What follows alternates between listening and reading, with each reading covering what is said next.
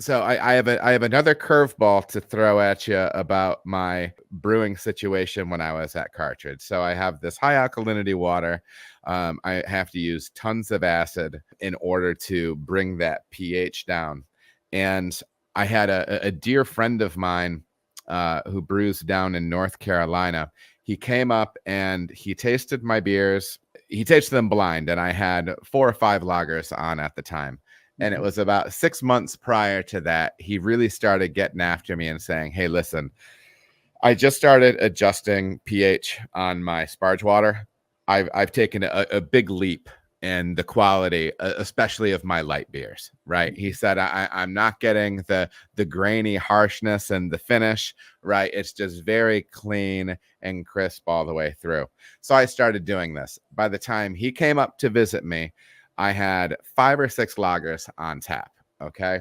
And I had them all lined up. We're talking through them. We're getting nerdy.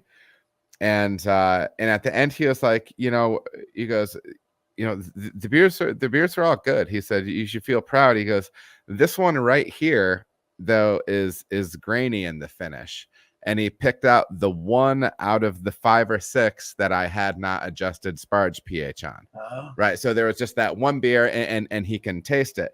And it's such an impactful thing. And so I've always talked to folks, but my problem is I could not bulk adjust the hot liquor tank. Yeah. With that particular configuration. I didn't have a pump to circulate the water. So I knew I could get, like the everything appropriately mixed. Yeah. And so what I did was I would take the volume of acid that I would need to adjust my volume of sparge water, and I would put it into a spray bottle. I would dilute that up to 25 ounces, because then that gave me 5 chunks, 5-ounce chunks. Yeah. And then I would track my sparge. And so if it was every 50 gallons of water that I would sparge, I would make sure to sit there with my squirt bottle and hit the surface of that mash with this diluted acid. Now, I would get the final runnings pH that I wanted to see. But something that concerned me is when I would add the acid to that spray bottle, and I would add my cold water to it to dilute it, that water would get warm. Okay, right? Now, I don't know why. You know why. So first of all, what's happening there? Okay. When you add acid to alkaline water, you're converting the bicarbonate in the water to dissolved carbon dioxide. And so you'll see that carbon dioxide will fizz and vent out of the water. And so, yeah, that's, adding acid to water is typically exothermic. Okay. Yeah. And then that's how I would do. So I would go ahead and spray that over the top. Is that because I've worked at places where it's like, oh, well, we need 300 mils of lactic acid in the mash tun. They would start sparging, pour it in, and it would go, like, in my mind, okay, that's going to get my kettle pH where I want, but it's not adjusting the pH of my sparge water, which is what I believe we actually want to have happening, right? We want to have that sparge water of the appropriate pH to not be doing the things we don't want to do. Yeah, yes and no. Okay. pH is a measure of chemical equilibrium.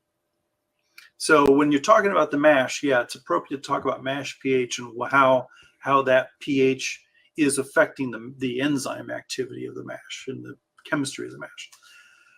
In the case of water, the pH of the water is roughly the balance of hardness to alkalinity. And you can have the same balance with 2 different mineral levels, high or low, same balance point, just completely different amounts of hardness and alkalinity, same balance point. Well, when it comes to adjusting sparge water, we're adding acid so we can neutralize the alkalinity that's in there before it goes into the mash tun and the grain, Okay. percolates through the grain bed.